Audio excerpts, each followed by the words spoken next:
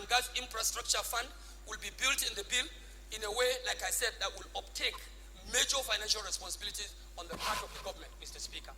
The NNPC, Mr. Speaker, which hitherto has been an agency that is bedeviled with conflicting responsibilities, conflicting mandate, simply because the legislation we have on ground is quite ineffective, is obsolete, Mr. Speaker, if I may borrow from your words. Obsolete. The only legislation we have on ground that is governing and guiding the oil and gas sector today, Mr. Speaker, honorable members, do you know that is as old as the Oloibri well that was found in 1959? We cannot continue with a law that is as old as 1959 and continue to think that we can really tap on the advantage of natural resources we have under the ground to compete with other developed or developing nations. If we are able to put this law in place, we will now shift from upstream to midstream and downstream. And that will give us about $2,500 on each barrel. Effectively, we'll be able to refine, we'll be able to sell, and we'll be able to use that in other products. Mr. Speaker, the byproduct of crude, all these drugs you have seen and every other thing, they come from them.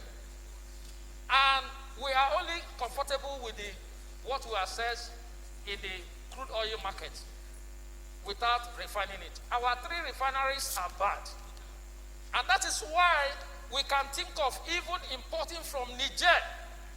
We should be giving Niger and not us importing from Niger.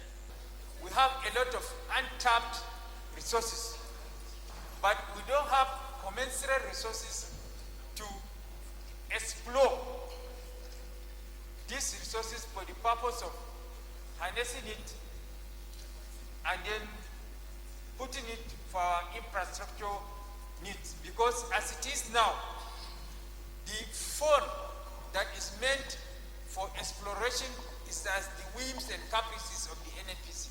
If Nigeria that has 4 refineries that are comatose, not functional, for the past 3 years, and has suboptimally been operating for the past 10 years, if the PIB will cure it, Mr. Speaker, I'm for it. It's going to create legal and regulatory framework that will be enough to, monitor the industry. It is going to bring us also structure for establishment of commercially driven petroleum entities. It will also promote transparency in the administration of Nigerian petroleum resources. And finally, it is also going to help us meet up with the expectation of international best practice.